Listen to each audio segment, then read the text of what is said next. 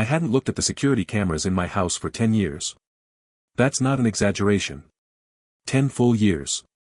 Back when we installed them, it was because our neighborhood had a string of break-ins, and my wife, Melissa, was the one who pushed for it. We put cameras in the entryway, the living room, the garage, the backyard, and one facing the side door off the kitchen. After a few months, nothing ever happened, life got busy, and the whole system became background noise. The tiny black lenses stayed in the corners like dead insects, ignored so long that even I forgot they were technically still part of the house. Melissa definitely forgot. Or at least, she thought I had. I only checked them because of something stupid. That's the part that keeps replaying in my head. My entire marriage didn't crack because of lipstick on a collar or a suspicious text or some dramatic midnight confession. It cracked because I was looking for proof that a package had been delivered. I work in commercial roofing, and that week had been brutal. Long hours, constant calls, 2 jobs going sideways, 1 employee quitting without notice. By Friday night, I was exhausted enough to fall asleep on the couch with my boots still on. Saturday morning, I woke up to an email saying a tool part I'd ordered had been delivered the day before. I never saw it at the front door, never found it in the garage, and since porch theft isn't exactly rare where we live, I figured maybe I should see if one of the old cameras still worked. I honestly expected nothing. A black screen. Static. Some dead hard drive error. Instead, the system booted. Slowly, like it had been dragged out of a coma, but it booted. I sat there at the kitchen table with a cup of burnt coffee, watching little timestamps load onto the screen, and I remember actually laughing to myself. I felt weirdly proud that the ancient thing still functioned. I clicked through the front camera first. Delivery guy dropped the package at 2:14 p.m. Melissa came home at 2:32, picked it up, and carried it inside. Mystery solved. That should have been the end of it. But then I noticed something on the timeline. Later that same afternoon, around 3:07 p.m., the side door opened again. I frowned because Melissa had told me she was spending the afternoon helping her sister shop for baby furniture. Instead, there she was, coming back into the house wearing different clothes. Not completely different. Same jeans. Different top. Hair touched up. Lipstick darker. And she wasn't alone. A man stepped in behind her like he knew exactly where he was going. I didn't recognize him at first. The camera angle from the side door wasn't great, and he had on a ball cap pulled low. But Melissa turned to him and smiled in a way I hadn't seen directed at me in a long time. Not polite. Not tired. Not distracted. She smiled like she was 25 again and every nerve in her body had just lit up. Then she grabbed his wrist and pulled him inside. I froze. Actually froze. Hand on the mouse. Coffee halfway to my mouth. Whole body locked. There's this idea people have about betrayal, that the moment you catch it, you explode. You yell, smash something, drive too fast, call everybody you know. But that wasn't what happened to me. The first thing I felt wasn't rage. It was confusion so sharp it almost felt clinical. Like my brain refused to process what my eyes were seeing unless it could first file it under some harmless explanation. Maybe it was her cousin. Maybe it was a contractor. Maybe I was misreading it. Maybe. Then the living room camera picked them up. Melissa didn't lead him to the kitchen. Didn't hand him a box. Didn't keep any distance at all. She walked straight into his arms. And kissed him. Not a hesitant kiss. Not a drunken mistake. Not the kind of kiss that leaves any room for misunderstanding. It was practiced. Comfortable. Familiar. The kind that comes from repetition. I watched my wife of 11 years kiss another man in the house we bought together, in front of furniture I paid for, under a framed wedding photo that was still hanging above the fireplace. That's the kind of thing that should make a person stop breathing. I think a part of me did. I backed up the footage immediately. I don't know why that instinct kicked in before anything else, but I'm grateful it did. I copied the file, then another copy onto an external drive. Then I went back and watched more. That was my second mistake. Because once I saw the first clip, I could have turned it off and lived in the numbness for a few more hours. But instead I started moving through the previous days. Then the previous weeks. The system had been recording the whole time. 10 years of dust on the cameras. 10 years of me assuming nothing mattered. And all along, the hard drive had been quietly storing the truth. I found 6 visits from the same guy in the last month. 6. Always weekday afternoons. Always when I was at work. Usually entering through the side door. Twice through the garage. Once Melissa actually walked out to meet him in the driveway and looked around before bringing him inside, like she suddenly remembered there had once been eyes on the house. The worst part wasn't even the physical cheating. It was seeing how normal she was afterward. At 5:41 in one clip, she was wrapped around him on our couch.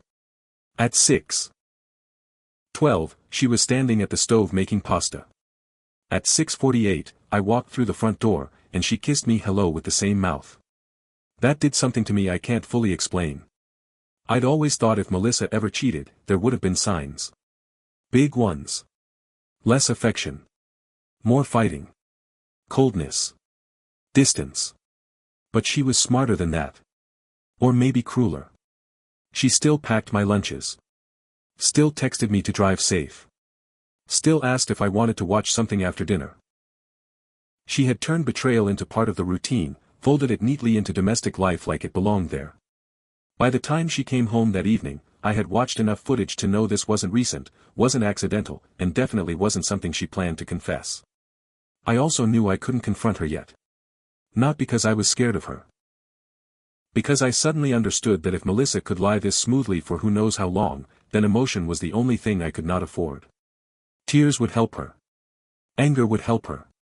A screaming match would give her time to destroy evidence, spin the story, maybe even paint me as unstable. So when I heard her car pull into the driveway, I shut the laptop, put the external drive in my toolbox in the garage, and sat at the table like nothing had happened. She came in smiling, holding takeout bags. I figured neither of us would want to cook. I looked at her and felt like I was staring at a stranger wearing my wife's face. But I smiled back. That part disgusts me now, how naturally I did it. We ate Thai food. She talked about her sister. She invented details on the fly, crib styles, stroller prices, some disagreement over paint colors.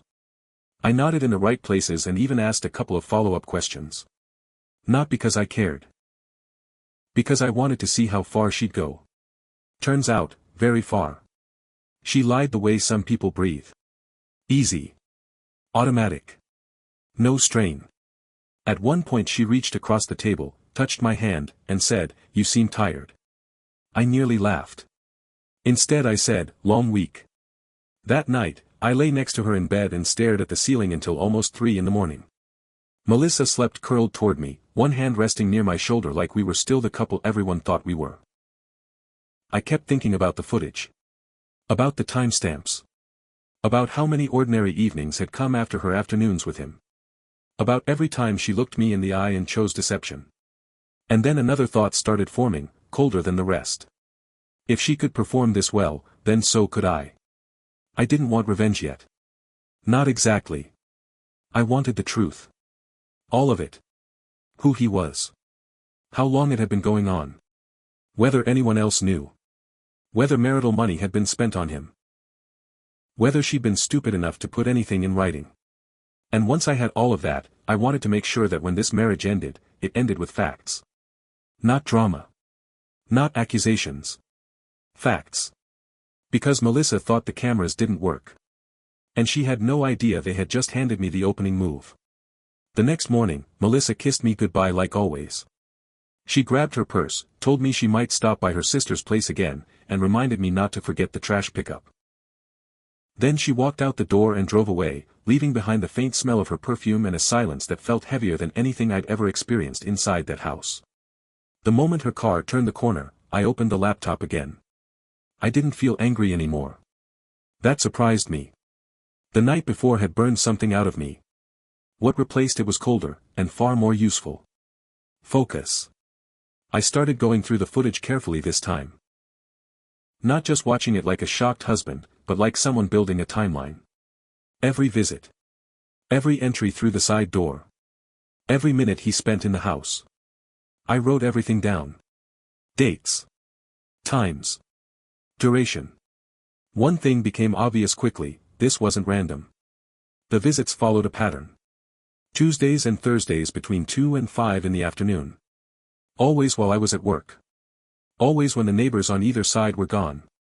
Melissa had thought this through. But she'd also made a mistake. The garage camera had a better angle of the driveway than the side door camera did. And on 2 different days, the man had parked his truck just close enough for the license plate to be visible for a few seconds before he walked inside. It took me about 20 minutes to get a clear frame. Another 15 minutes to run the plate number through a public vehicle lookup site. And just like that, the stranger had a name. Daniel Harper. 38 years old. Lived about 12 minutes away. Married. That last detail made me lean back in my chair for a long moment. Because suddenly this wasn't just my problem. I did a little more digging. Nothing illegal, just the kind of basic searching anyone can do online if they have patience. Social media, property records, a few business listings. Daniel worked as a regional sales rep for some construction supply company. That explained the truck. He also had a wife. Her name was Claire. And from the photos I found online, she had absolutely no idea what her husband had been doing on Tuesday afternoons. For a few minutes I just stared at their family pictures. Vacation photos. Christmas photos. Smiling faces. The same illusion I had been living inside. Then I saved everything. Not because I planned to send it yet. Because I was starting to understand something important. If this ever ended up in court, proof would matter more than emotions. Over the next week, I became a different version of myself. Melissa noticed nothing. I went to work like usual. Came home at the same time. We watched TV, ate dinner, talked about completely normal things. But every afternoon when she thought I was miles away, the cameras kept recording. And every night after she fell asleep, I collected more evidence. By the end of the week, I had a folder filled with videos. Clear ones. Undeniable ones. Melissa letting Daniel into the house. Melissa kissing him. Melissa leading him upstairs. One video even caught them arguing briefly in the kitchen before making up against the counter like teenagers who couldn't keep their hands off each other. That one made my stomach twist in a way I can't fully describe. But it also gave me something else. Leverage. The following Monday, I did something Melissa never expected. I scheduled a meeting with a divorce lawyer. I walked into his office with a flash drive and a printed timeline of everything I had documented from the cameras. The lawyer watched several clips in silence. Then he leaned back in his chair and said something that changed the entire direction of what I was about to do. "You've got extremely strong evidence here." He explained that in our state, video proof of infidelity inside the marital home could affect property division and potentially the outcome of several financial issues in divorce court. Especially if marital assets had been used during the affair. Which meant something very simple. Melissa didn't just think the cameras were broken. She had unknowingly recorded the destruction of her own case. I remember asking the lawyer one question before I left. "What would you do if you were me?" He smiled slightly. "Keep recording," he said. "And don't confront her yet." So that's exactly what I did. Because Melissa thought the cameras were dead. And the longer she believed that, the stronger my case became. For the next 2 weeks, I lived a double life. To Melissa, everything looked exactly the same. I left for work in the morning, kissed her goodbye, came home in the evening, asked about her day, and occasionally complained about work like any normal husband would. If anything, I think she believed our marriage was in one of its calmer periods. But behind that routine, I was quietly building a case. The cameras kept recording. Daniel kept visiting. And every time he stepped through that side door, he added another piece of evidence I could use later. By the end of the second week, I had over a dozen clear videos. Different days, different angles, but always the same story. Melissa greeting him like she had been waiting all day. The two of them acting like the house belonged to them alone. Each clip went into a growing folder. Backed up twice. One copy stayed with my lawyer. The other stayed hidden in my truck. But there was still one part of this situation that bothered me. Daniel's wife. Claire. Every time I looked at her photos online, I saw the same thing I had seen in my own life weeks earlier, someone completely unaware that their marriage was already broken. I thought about ignoring it. Letting the courts handle everything later. But the truth was, Claire deserved to know what kind of man she was married to. So one Thursday evening, while Melissa thought I was finishing paperwork at work, I drove to a small cafe about 15 minutes from Daniel's house. I had already sent Claire a short message earlier that day. Nothing dramatic. Just that I had information about her husband and it would be better discussed in person. To my surprise, she agreed. She walked into the cafe looking nervous but polite. Mid-30s, calm expression, the kind of person who clearly valued stability. I could tell she expected some kind of misunderstanding. That illusion lasted about 3 minutes. I slid my phone across the table and pressed play on one of the clips. The camera angle showed Melissa opening the side door. Daniel stepped inside. Then they kissed. Claire didn't speak. She watched the entire clip without moving. Then another. And another. By the time the third video ended, her hands were shaking slightly. "I didn't know," she whispered. I believed her. There was no acting in that reaction. For a few minutes we just sat there in silence. Two strangers connected by the same betrayal. Finally she looked up at me. "What are you planning to do?" I told her the truth. "Divorce. And court." She nodded slowly. Then she said something that surprised me. "Good," she said quietly. "Because I'm not staying with him either." Before we left, I gave her copies of several videos. Not out of revenge. Out of fairness. If my life had been built on a lie, I figured she deserved the truth too. When I drove home that night, something inside me felt different. For weeks I had been gathering evidence, planning, waiting. Now the pieces were starting to move. Melissa still believed the cameras were broken. Daniel still believed he was getting away with it. Neither of them understood yet that their entire affair had already been documented. And soon. A judge was going to see every second of it. 3 weeks later, Melissa walked into court thinking she was the victim. She sat beside her lawyer with the same calm confidence she always had when talking to people. When the judge asked basic questions about the marriage, she described things like they had simply grown apart. She even hinted that my long work hours had created distance between us.